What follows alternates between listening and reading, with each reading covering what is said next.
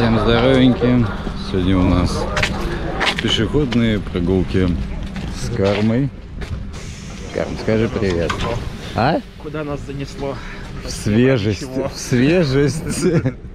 Вот, собственно, мы в Лазаревске. Какой-то там, по сути, чуть не доезжая Выборга, одну остановку.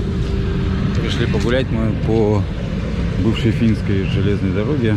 Путь этот начинается отсюда. Не вот тот, который отсюда на Приморск уходит вдоль залива, а вон там чуть поодаль, где-то за тепловозом там. В общем, сейчас дойдем, покажу и подробнее расскажу. А пока что доброе утро, надо взбодриться. Например, баночкой сытного Red Bull. А ножкам я могу уже сейчас говорить: прощайте, с вами было удобно и хорошо. Железная дорога, которая должна была связать Выборг и Сосново в начале 20 века, когда Карельский перешеек был еще частью Финляндии, задумывалась финнами как рокадная дорога вдоль границы с СССР и как грузовая для обеспечения заводов транспортом и элементарного вывоза ресурсов типа леса и гранита. В период с 1926 по 1930 построили участок длиной 67 километров от станции Лимата до станции Валкьярви. До начала Зимней войны соединить эту дорогу с Кексгольским, нынешним Приозерским ходом, финны так и не успели. А в результате самой войны железная дорога очень сильно пострадала. И после 1944 года, когда эти территории отошли Советскому Союзу, в полном объеме дорога уже не восстанавливалась. Вернули к жизни только 28 километров до станции Рист-Сепелле, которую в 1948 году переименовали в Житково, как и большую часть прежних финских названий. Так, вместо Валкьярви появилась Мичуринская, Хейньоки стал Вещево, Рауту переименовали в Сосново, а Вейпури – в Выборг. При финнах Выборг являлся важным региональным и главным промышленным центром, являясь вторым городом в независимой Финляндии. Поэтому и развитие железных дорог было оправдано и прибыльно. Так, в 1926 году от станции Лимата, которая сейчас называется Лазаревка, началось строительство железной дороги на восток, вглубь Карельского перешейка. Именно от этого остановочного пункта мы с Кармой и стартуем.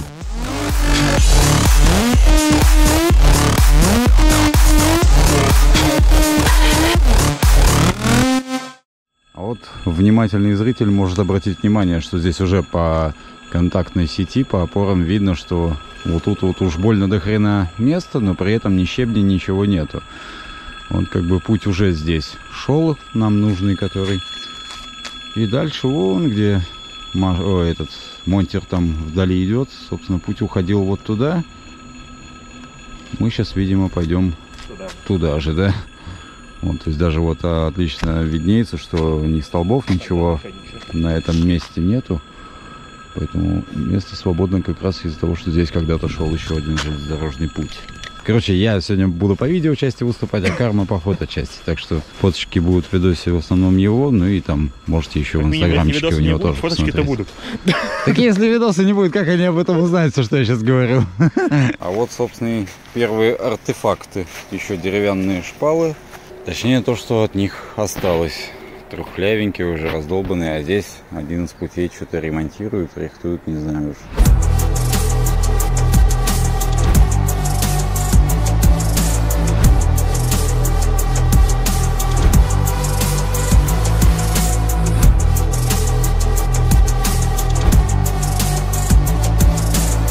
Вот такой вот тут флекс-состав с кучей будущего ЖД-полотна.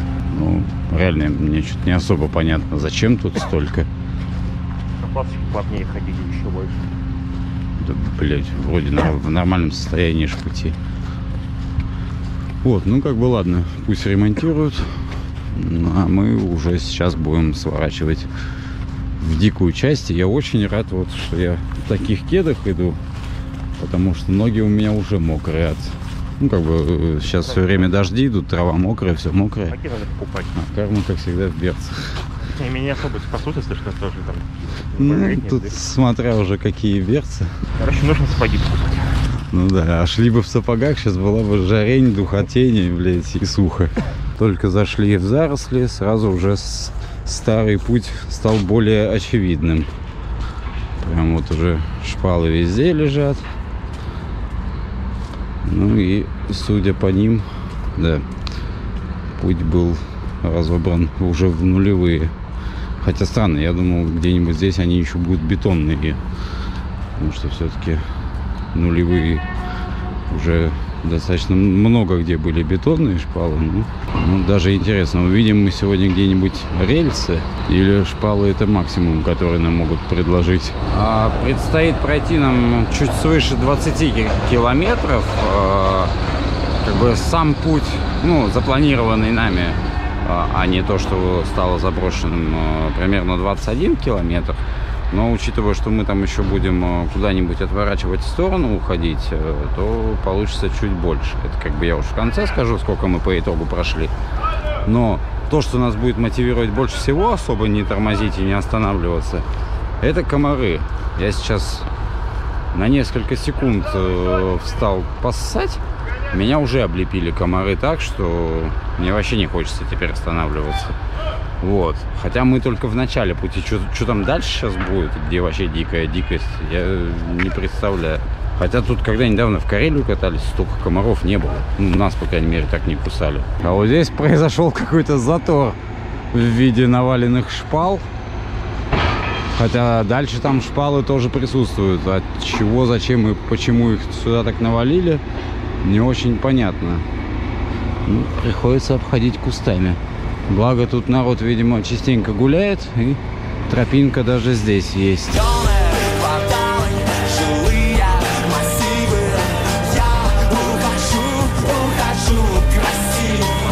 Не успели мы еще достаточно далеко уйти, а уже начался ливень. Пока все начинается хорошо. Комары, ливень. Отлично. Ну, заботливый и предусмотрительный карма, помимо большого рюкзака, взял с собой еще и дождевики. Так что телепузик пати. Сука, комары просто охуевшие, блядь. Мы еще даже 5 не прошли километров. Нахуя вы сюда поперлись, блядь? Все лето, блядь, меня не ебланили комары, блядь. Тут решил, думаю, ну, ща лайтовенько прогуляемся, душевный видосик запишу. На нахуй, блядь. Пожри комаров, блядь. Тут что, нахуй, колеса меняли? Че, может это? Костерчик? В старых добрых традициях. Шагать в тряпочных кедах по лесу, в котором только что закончился дождь, это то еще удовольствие. Особенно по заброшенной железке с постоянно пожирающими тебя комарами. Но есть в этом и свой прикол. Именно такие моменты потом и вспоминаются с любовью и теплотой в душе. В таких условиях мы прошли около 5 километров. Вот, собственно, вот так вот сквозь комары и мокрые кусты мы уже потихоньку подошли к трассе Сартовала, по которой как раз с ребятами недавно ездил в Карелию.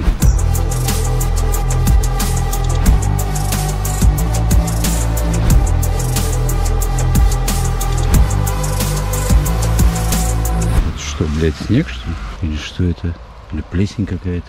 Вы можете подумать, что мне рассказывать больше не о чем, но просто сейчас нас больше ничего не беспокоит. Даже мокрые ноги у меня и у Кармы, хотя он в берцах, нас так не беспокоит, как комары. И вот, кстати, зацените, да, какой здесь путепроводик, и как сейчас странно это выглядит, что типа просто ни над чем. Из чего можно сделать вывод, что путепровод здесь, видимо, делали еще до того, как железку раздолбали. Ну, либо, возможно, есть какие-то, может быть, сумрачные планы по восстановлению этой железки, поэтому на всякий случай, может, сделали путепровод. Но мне что-то кажется, что все-таки первый вариант. Вот, кстати, можно представить, какие бы тут были виды из окна, точнее, они тут были, но сейчас уже недоступны. Учитывая, что тут еще и не электрифицированная она была, то, я думаю, вообще душевненько было здесь кататься. А вот, собственно, первое схождение с маршрута у нас. Там дальше по железке, которая туда идет, сейчас непроходимые заросли. Короче, обходим заросли. И сразу как обойдем, там уже будет платформа. Собственно, там сейчас и подключимся снова. Может быть платформа, может. Ну, то, что от нее осталось.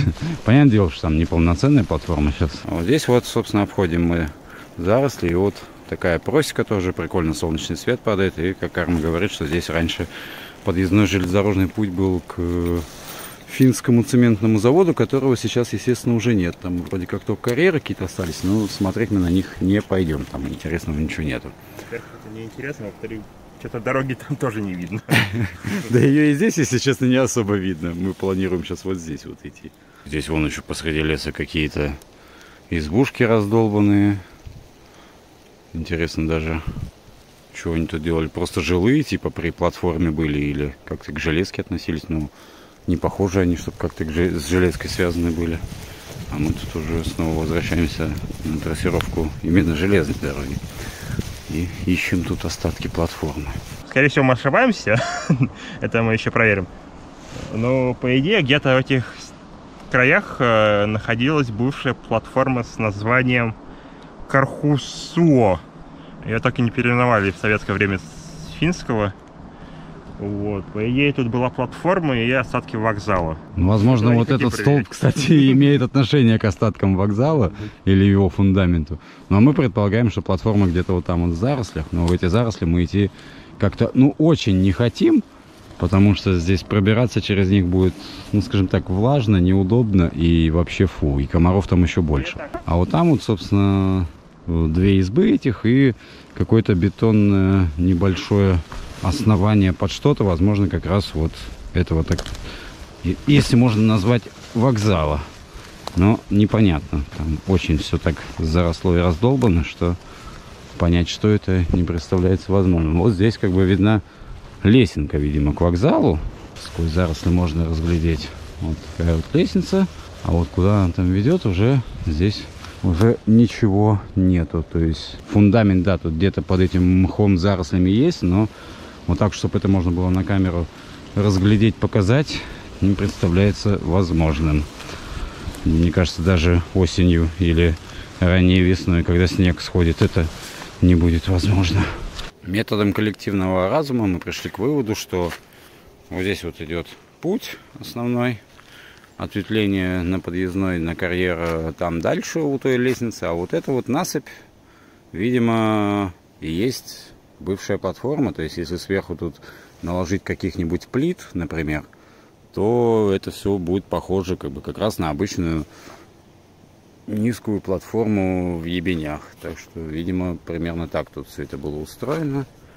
Ну вот, а теперь после этого умозаключения мы двигаемся дальше.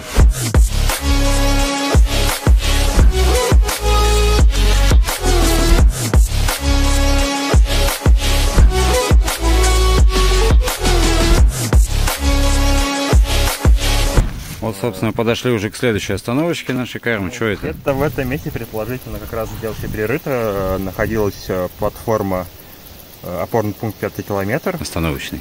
Да, остановочный пункт 5 километр. И это единственная на этой линии, точнее, на этой ветке Выборг-Вещево платформа, которая была построена не финнами, а в советский период, в конце 80-х, для того, чтобы жители вот из этого поселка могли поехать в Выборг или из Выборга. Или Вещево. Вот, ну сейчас пойдем посмотрим, осталось ли вообще что-нибудь от платформы или нет. Ну, что-то я в этом очень сильно сомневаюсь. Ну, что-то никаких остатков от этой платформы нету. Хотя, казалось бы, построена она позже всех. И, ну, какие-нибудь уж следы-то должны были бы, наверное, остаться. Но вообще даже никакого намека нет. Хотя вот поселок тут прям даже рядом. И дед тоже, который там подошел, тоже ничего не знает. Вот, так что здесь артефактов никаких не осталось, к сожалению. Вон еще на выезде из этой деревни такой ручеек, через который есть небольшой мостик. Весь из булыжника выложен, гранитного. Ну так, прикольно. Так, вот здесь забавно сделана насыпь из булыжника. Здесь шпалы, я так понимаю, прям в булыжнике зарывались и сверху уже клались рельсы. Ну а сейчас можно сказать, что такая историческая пешеходная зона.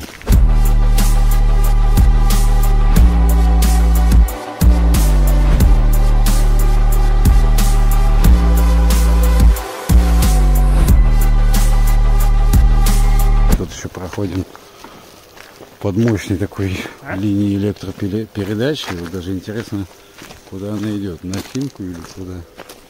Вот тут прям аж хорошо так гудит, трещит. Ну вот у нас примерно километр остался до населенного пункта Перово. А здесь вот такая вот развилочка. Ну, мы с Хармой предполагаем, что это ответвление идет к местной подстанции. Которая, блядь, жужжит на всю округу. Да, вот которая как раз эту Лепину-то и... Ну, эта Лепина туда к подстанции и идет, вот, которую до этого показывал. Через такие заросли мы уже попадаем в Перово.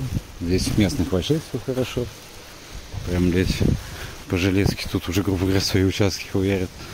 Вот. Ну и заросли тут, конечно, эпичные. Что немного странно. Типа в дикой части идешь там нормально. Грубо говоря, как автомобильная грунтовая дорога. А в населенном пункте заросли такие, как будто тут, не знаю, 30 лет ничего не было. Вот.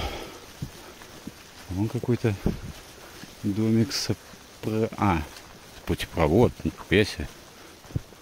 Причем очень даже в хорошем состоянии, отремонтированный. Странно так, конечно, воспринимается просто посреди таких зарослей такой мост с таким здоровенным при этом проездом. То есть тут как будто, я не знаю, не под тепловоз, а, блин, под какой-нибудь паровоз с длиннющей трубой это все дело делалось.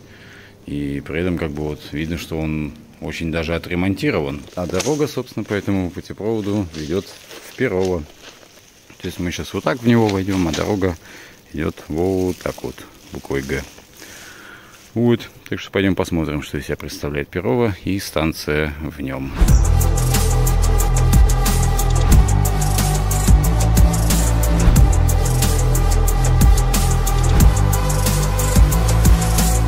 Примерно такой вид представляет из себя Перово, то есть в основном частный сектор, там пару пятиэтажек стоит, которые из-за заборов сейчас не видны.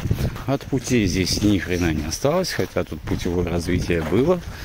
Там чуть подальше даже погрузочно-разгрузочная платформа сохранилась. А нет, я был немного неправ, вот, собственно, тут даже рельсы остались, какие-то остатки, намеки на платформу, даже очень высокую. А здесь мы немножко задержимся. Сейчас посмотрим, что тут еще имеется в этом населенном пункте. Но это первые рельсы на нашем пути. Удивительно. А если это все-таки остатки платформы, то вот торцевая стеночка такая из здоровенных таких кусков гранита выложена. Ну, какая-то, не знаю, она слишком короткая и очень странно выглядит. Возможно, не вот это вот была платформа. А вот это тогда что? Не очень понятно. Может, для каких-то грузовых вагонов. Хер поймешь. Мне вот интересно, как там это людям, которые там сейчас живут, типа, где живешь? В вокзале. Жить на вокзале можно и так.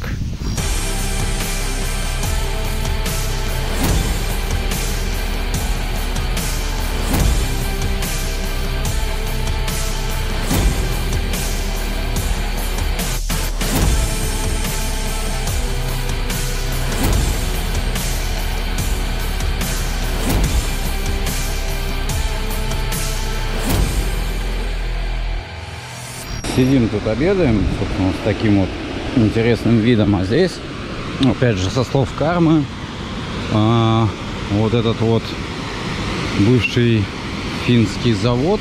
История завода берет свое начало в 1876 году. И по указанию Сената финский предприниматель Александр Берг перенес свое производство металлических изделий в деревню Перо.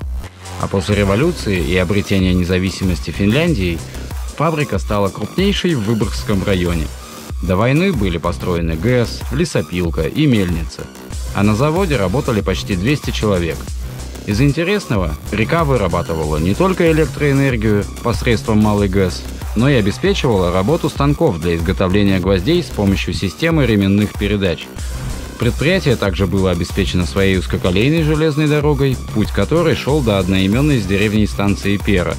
В настоящее время завод функционирует как пилорама, а часть его заброшена. А ГЭС, не вырабатывая электричество, является уже просто плотиной и переправой для местных жителей. Была построена ГЭС для питания и работы, для питания энергии всего этого завода, но как бы плотина до сих пор пока держится как ГЭС. Я думаю, уже, наверное, все это дело не особо работает. Но сделано все так достаточно прикольно. Ну, как бы не так, как у нас это все уже привычно, все из бетона А вот из таких здоровенных гранитных блоков, и вон тут даже спокойно сделана такая как бы а-ля смотровая площадочка, чтобы можно было сидеть, смотреть на все это дело. Ну и вот здесь, пожалуй, мы, пожалуй, присядем пообедать немножко. А вон там, вон какая здоровая дамба-то. Я даже не ожидал, думал, что-то мелкое будет, а она прям такая вполне серьезная. И что удивительно, судя по карте, дамбы тут целых две. Одна вот здесь, а одна, ну, наоборот, на той стороне. И как бы типа с двух сторон дамбы, что... Ну, прикольно. Мне нравится. А вот, собственно, и здание этой ГЭС. Что странно. Завод гвоздей. А, бля, я что-то сказал цементный. Не, ну вот это здание, мне кажется, оно к ГЭС относится, нет? По крайней мере, вот это вот часть. Больше скорее сказать, ГЭС к нему относится. Не, ну я имею в виду, что вот это здание ГЭС, а построено было для завода, чтобы питать завод энергией. Но видишь, труба тоже к нему относится, на самом деле, по сути. Да. Ну, хз. Вот, что странно. Видишь, не совсем вот заброс. здесь, да, здесь не заброс, а вот здесь заброс. То есть, ну, нет, знаешь, не просто они, знаешь, постепенно. Видишь, там тоже инструменты валяются. Может быть. Не постепенно. Может, вообще вот это здание было, собственно, заводом, а вот эта часть чисто энергетическая, кстати, типа ГЭС. То есть два в одном, так сказать.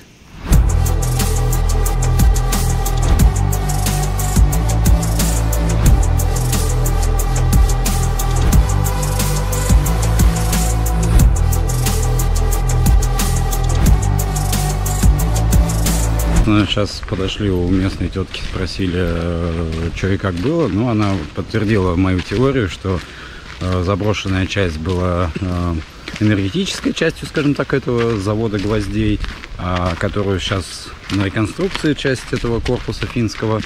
Сейчас там какая-то а-ля пилорама. То есть гвозди уже не выпускают, но пилить продолжают. Мы на выходе уже из Перова. Небольшой крюк тут дали по этому поселку. И вот отсюда ведет вот такой вот ЖД-мостик, который прокинут как раз над рекой Перовкой, ГЭС на которой и установлена. Вот, в здании самой ГЭС, конечно, естественно, уже ничего нет. Ни турбин, ни каких-то других агрегатов. Ну, собственно, сами видели. Осталась только дамба. А вот остатки от, видимо, первого моста тут, еще финского, деревянные опоры. Также отличительной особенностью станции Перова, помимо жилого в настоящее время здания вокзала, является наличие подходного узкоколейного пути от завода, который мы, к сожалению, так и не увидели. Этим и объясняется грузовая платформа на станции. По этой узкоколейке как раз вывозили продукцию фабрики сначала к большой железной дороге, а по ней уже в страну. Как видно на старой финской карте, узкоколейка имела свой мост и к станции подходила с противоположной, дальней стороны от завода.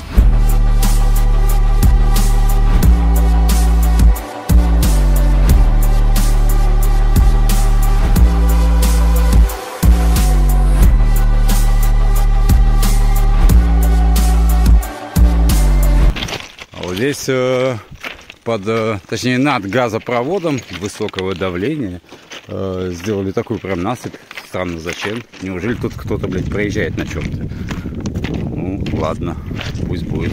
Мы тут так идем, этот 6-километровый марш-бросок до Осиновки, по-моему. Вот, и так даже заболтались, не заметили, что насыпь-то, однако, вон уже какую высоту набрала. То есть здесь на камере не особо понятно, но вот так вот глазами, если отсюда такой очень крутой спуск.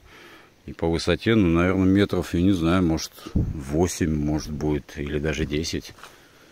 Так вот, нормальненько. При этом этого даже не замечаешь. Мы как бы идем ровно-ровно вроде, а тут оп.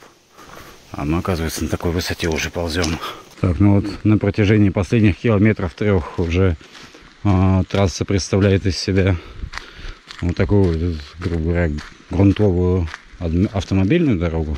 То есть просто шпалы полунимали и машинами раскатали. Для местных тут такая дорожка. Вот.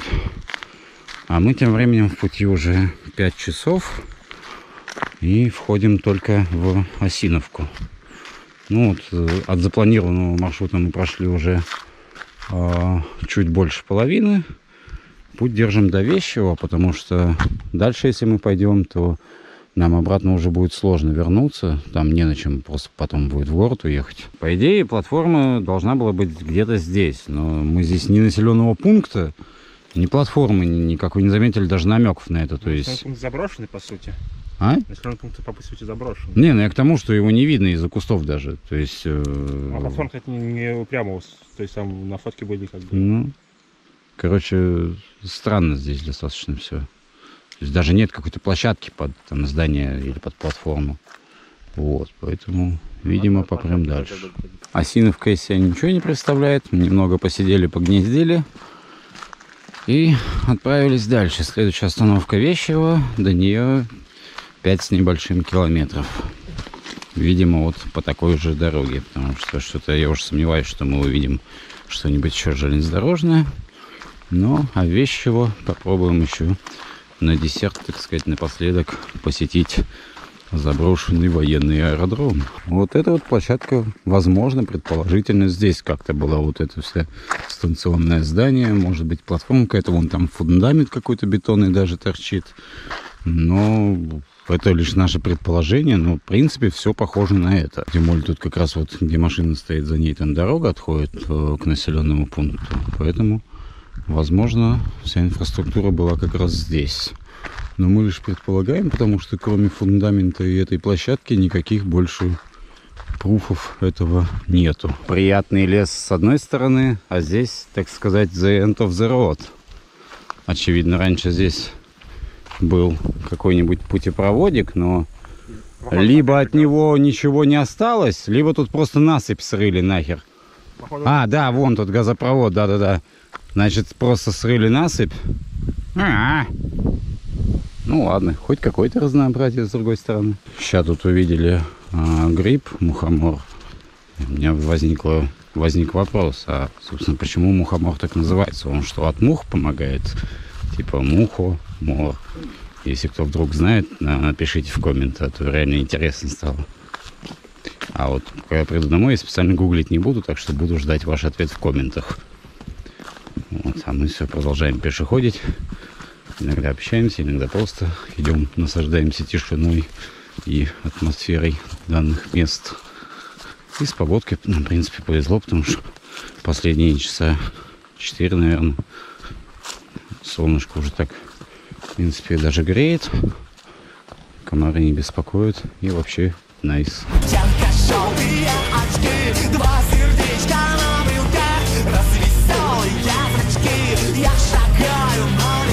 По пути встретился еще вот такой вот мостик очень странной конструкции. То есть просто какая-то гранитная глыба накинута. То есть ни арки, ничего нет. Просто, не знаю, впервые я такое вижу.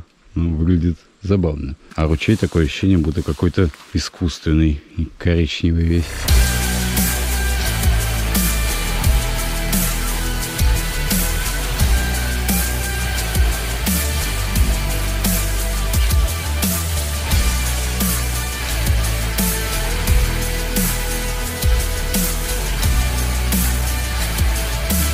Пиздец просто. То нас жрут комары. Тут остановились на 5 сек. Я дозу делал, блядь. Так муравьи просто за 10 секунд облепили. Ебейший просто. А тут вон светофор.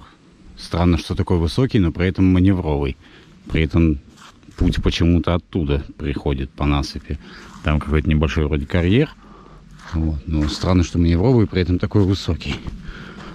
Вот, ну и, наверное, можно считать, что станция уже здесь начиналась, потому что вот тут, грубо говоря, путевое развитие, там вон еще столб какой-то. Так что станция Вещево, диспетчерский пост или нечто подобное в кустах затаилась. Какая-то банка с анализами в окне. В общем, нихуя. Чего и следовало ожидать. Вот так вот на камере, наверное, непонятно, но вон опоры, освещение, наверное.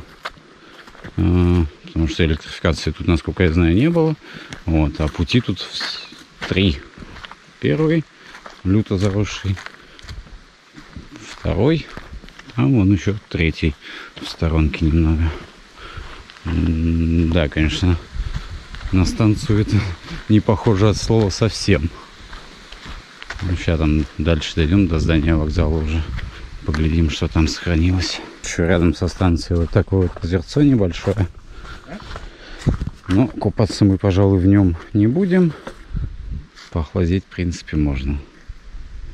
Водичка в нем какая-то не самая приятная ни для купания, ни для питья. Тут вон какие-то развалины станционных строений, но не само здание станции. До него мы пока не дошли. Ответственный за пожарную безопасность и кладовой. Кто-то там, Новиков или что-то такое.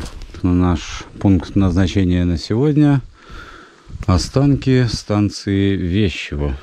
То есть вот тут видно торец платформы. Путь, который к ней подходил, там еще два было. И вот, собственно, здание станции, на которое мы сейчас пойдем и посмотрим поближе.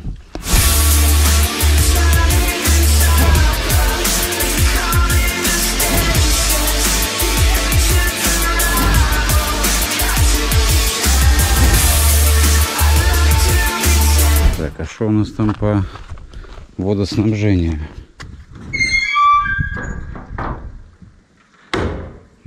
Удивительное дело. Вода есть, вроде даже чистая, ведерко, веревка, все на месте. Че, Карма, освежить тебя из ведра? У тебя есть что сказать про эту станцию? Хорошо, что она пока конечная. Да ладно, года Мичуринского что-то. Здесь такая типа привокзальная площадь. Здание исключительно советское. Финских остатков я тут пока не вижу. Ну, пойдемте заглянем, что там внутри.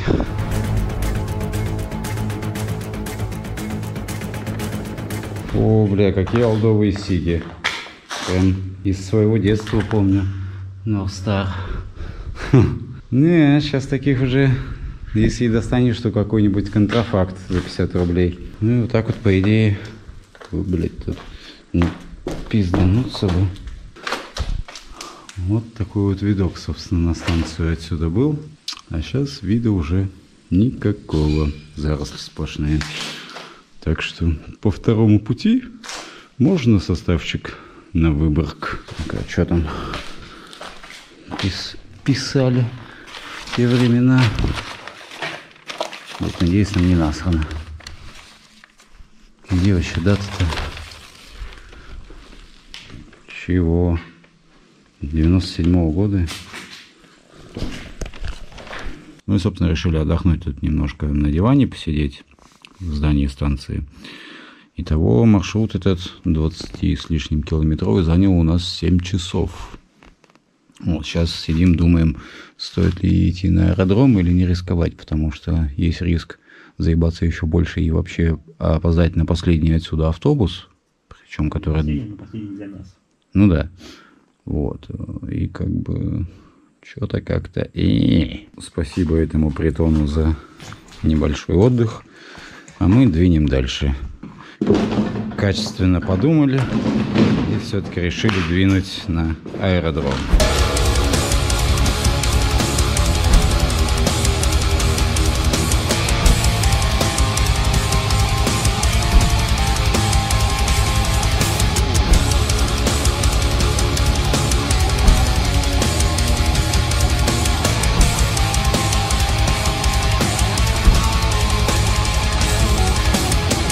Такое вот печальное зрелище сейчас из себя представляет вокзал.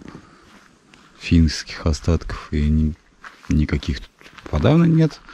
Хотя при финнах эта станция называлась там как-то Хейньоки или что-то такое. Это я уже дома посмотрел. А здесь сейчас даже и советской таблички никакой нету. Вот так вот если тут идти, даже непонятно, что где-то здесь станция была, здание станции, тем более там... На спуске от станции Карма стоит, и вот как бы только сейчас его видно. Все настолько заросло, что просто вот здания нет.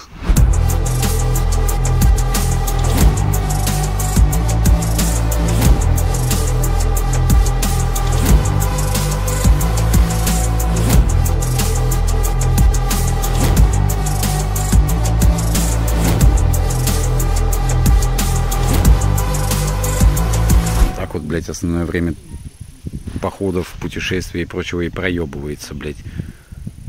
Наберешь с собой всяких любителей животных. Вообще похую. Вообще похую. На угле нормально, блядь. Да ебаный рот.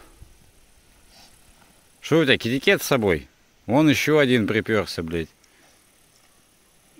Пойдем, аэродром сам себя не погуляет. Лучше мне дай колбасы, блядь. Что ты тут устроил? Идем уже в сторону аэродрома военного вещего. Здесь он на входе просит не грустить. И какие-то бывшие гаражи. Или может какая-то пожарка местная, хрен знает. Ну вот уже входим на территорию аэродрома. Там он уже в прилесках виднеются административные здания. Естественно, все заброшены. Ну и интересы из себя, я думаю, нисколько не представляющие. Да, здания эти особо интерес реально не представляют. Такие а-ля гаражи плюс административки. Очень интересно, что просто выезжаешь и тут вот так вот все. После груды камней навалены. Ну, пойдем тогда на территорию самого аэродрома, уже там на все эти площадки, ВПП и прочие прелести. Бывший военный аэродром Вещево, расположенный в 23 километрах к востоку от Выборга, возведенный в 1952 году площадью почти 800 гектар, располагал сначала одним полком противовоздушной обороны, а с 1978 года дополнительно и полком истребителей-бомбардировщиков. После развала Союза в 1993 году военный аэродром прекратил свое существование. Военные ушли, а на аэродром у правительства Ленинградской области сначала были планы по использованию его в качестве гражданского грузового аэропорта, но до сих пор никаких изменений с ним не произошло, и аэродром до сих пор является зарастающей деревьями заброшкой.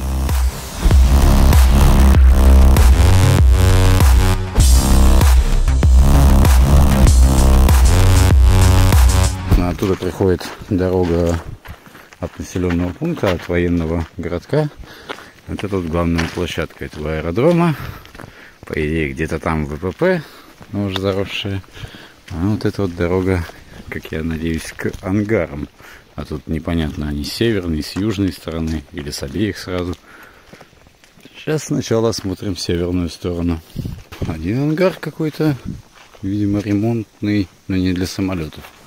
Скорее для автотранспорта, наверное. Или может вообще, блять, какой-нибудь зал для людей. Хз вообще. Тут настолько все. А главная дорога тут выложена такими шестигранными плитами. Ну, собственно, здесь-то хорошо и видно. Столбы что-то тут поваленные. С охраной аэродрома. Если не нулевой, то стремящийся к нулю. Интересно, от кого идти же?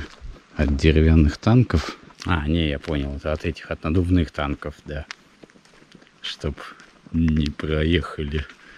А Карму я оставил там у бункера с вещами сидеть. У него ноги там что-то уж совсем...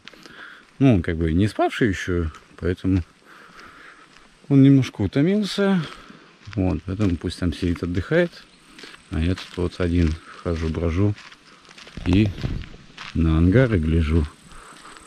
По сути, единственное, что тут сохранилось. Такие вот бронированные, можно сказать, укрытия для самолетов. Скорее всего, истребителей-перехватчиков. По факту из себя сейчас тоже ничего не представляют. Собраны вот из таких бетонных, ну, наверное, можно сказать, что тюбингов, полуколец. Вот здесь вон еще видна направляющая рельса для открытия-закрытия ворот. Ну, сейчас еще дойду, погляжу, что там в конце внутри. Вот, это все-таки в северной части этого аэродрома. Здесь рядом еще такой же второй ангар. И там подальше, по-моему, еще 3 должно быть таких же. Но это чуть позже. Уже туда дойду, гляну. И выход в тупо никуда. Ну-ка. Дверка, наверное, закрыта. Ну да. Открывать у меня, к сожалению, нечем. А нет, что-то я подошибся, молясь. Просто на карте не все бункеры отмечены были, ангары эти. На самом деле их тут в разы больше. Я очень подошибся. Их тут может быть даже вполне там под десяток будет. Ну, все они типовые, одинаковые, так что пройдясь по одному, идти к остальным даже по сути не имеет смысла. Но выглядит это, конечно, эпично. Такая бандурина для одного самолета. Наверху вон уже какие деревья вымахали. В истории аэродрома был один интересный инцидент. 8 марта 1988 года из Иркутска в Ленинград вылетел пассажирский Ту-154, на борту которого находилось 76 человек. Где-то над Вологдой семья Овечкиных в количестве 11 человек с оружием в руках взяли в заложники пассажиров рейса и под угрозой взрыва требовали посадить самолет на территории Великобритании. Экипажу удалось убедить террористов, что для осуществления такого перелета самолету требуется дозаправка. Террористы согласились на дозаправку в Финляндии, как ближайшей европейской страны на пути в Британию. Пилоты посадили борт на аэродроме Вещево, где на ангаре военные успели нанести фальшивую надпись Air Force. Заметив неладное, все-таки форма у военных была советская и ни разу не гражданская. Братья Овечкины расстреляли бортпроводницу. От переговоров семья под руководством матери отказалась. Был проведен штурм, в результате которого пострадали 4 человека, а террористы взорвали самодельную бомбу. После взрыва один из семейства застрелил мать и своих старших братьев.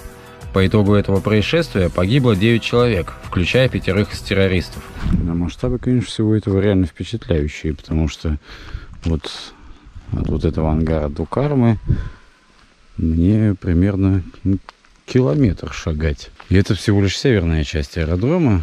И вот после того, как все эти масштабы понимаешь, в принципе, уже не так удивляешься, что я где-то вычислил, что он на момент, когда еще действовал, был самым дорогим военным аэродромом в Ленинградской области. Ну, я так понимаю, что его, скорее всего, здесь строили для авиационного прикрытия Ленинграда, что как бы логично. Ну, так, что я могу сказать про это место? Для Урбекса, делать тут, по сути, нечего. То есть, кроме этих ангаров, по факту ничего нет, но это ангар пустой и все. Да, их тут много, но чисто ради этого сюда ехать я бы, наверное, не советовал. А так, если, например, там на машине, условно говоря, там с друзьями здесь покататься на тачках, там на перегонке, условно говоря, да, то да, может быть. Или там с семьей, типа, детям показать, вот смотри, какие ангары военные, тут раньше самолеты боевые взлетали и ремонтировались. Тоже может быть, да. Карма наконец-то воскрес.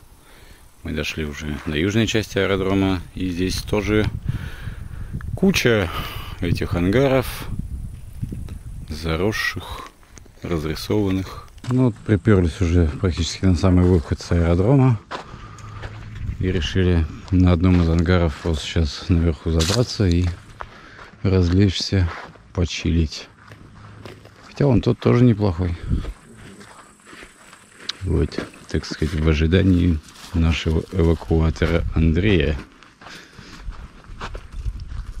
Если вдруг кто помнит видос с Подпорожья, ставим Лукасы. Ну, вот такой у нас тут тритоновский сегмент наверху ангара.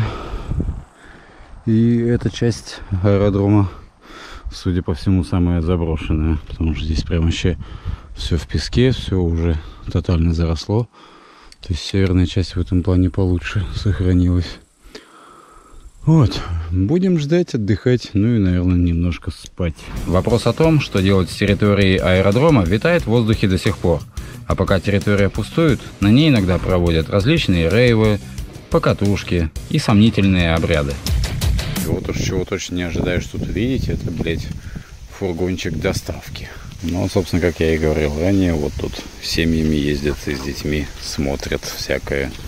Так что примите к сведению. Как прекрасно поспать в ебенях на закате на крыше ангара.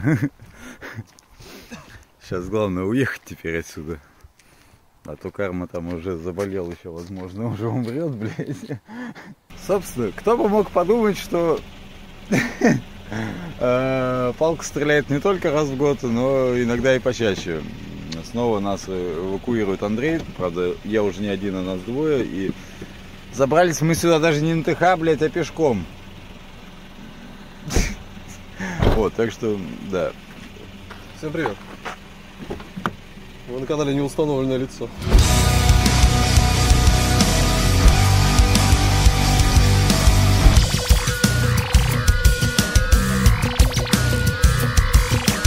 Так, ну и все, на этом наше приключение уже заканчивается. Карм, тебе спасибо за твои, надеюсь, которые восстановятся еще ноги. Вот. А тебе, Андрей, за то, что снова нас вывез из ебеней. Ну а что делать? Вот, так Куда что деваться? всем спасибо, пока-пока и смотрите дальше.